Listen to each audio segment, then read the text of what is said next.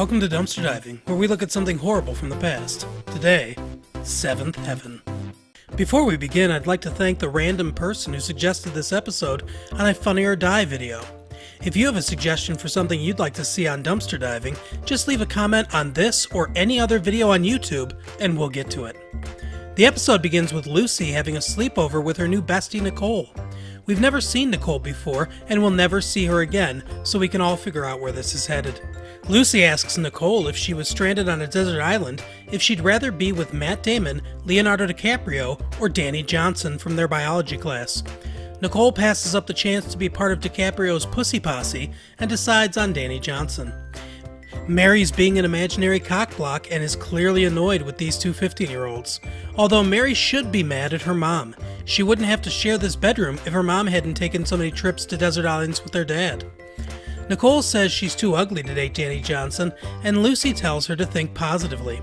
Downstairs, Mrs. Camden is going to town on a corn dog and dipping it in mayonnaise. Holy hell, I thought this was a Christian show. Mary comes down and complains that she can't study because of the double dose of jailbait talking about boys in her room.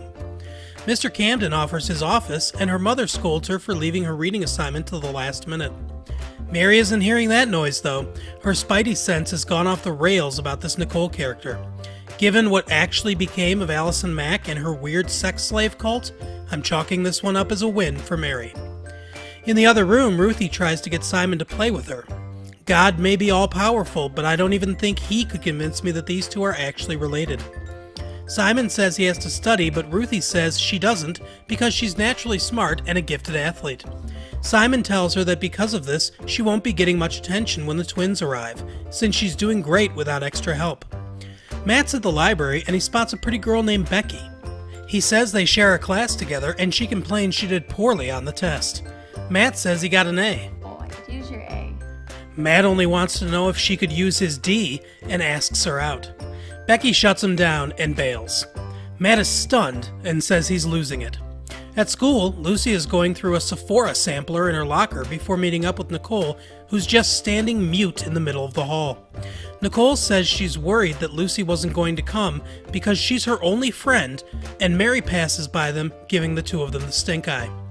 The new rumor is that Danny Johnson just broke up with his girlfriend and he's coming this way. Lucy tells Nicole to say hi and she does, but Danny just chuckles and keeps walking. Seems like a great guy. I'll bet his best friend is that rapist from 13 Reasons Why. The teacher gives a pop quiz, which they aren't prepared for, and he tells them that he wants to see them after class. Back at home, Matt is irritated, and his dad recognizes that look from the mirror when he was 17. He knows he's been rejected. Apparently this is the first time he's ever been rejected, and his dad tries to give him a pep talk, but it only makes Matt angrier. His mom comes in and does everything but call him schmoopy.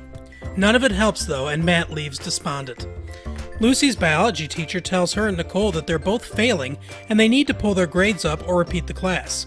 Mary, this episode's designated snitch, listens in on the conversation and tells Lucy that she'd better come clean, or she'll do it for her. That night at dinner, Dad asks about school, and Lucy lies to his face. Ruthie comes in and says that she failed her math test because she wrote 51 for every answer, which is 18 less than a teenage boy would have written. She's done this because she interpreted Simon's words to mean that she should start struggling in school to keep getting attention. She asks her mom for help with her math homework, and the mom agrees. Ruthie might be smart, but she fails subtlety and turns and gives Simon a double thumbs up right in front of the parents she's trying to manipulate. Mary calls Lucy out and says that Nicole is the reason she's acting like a brat. Mary has clearly never seen this show. Lucy tells her to butt out of her life.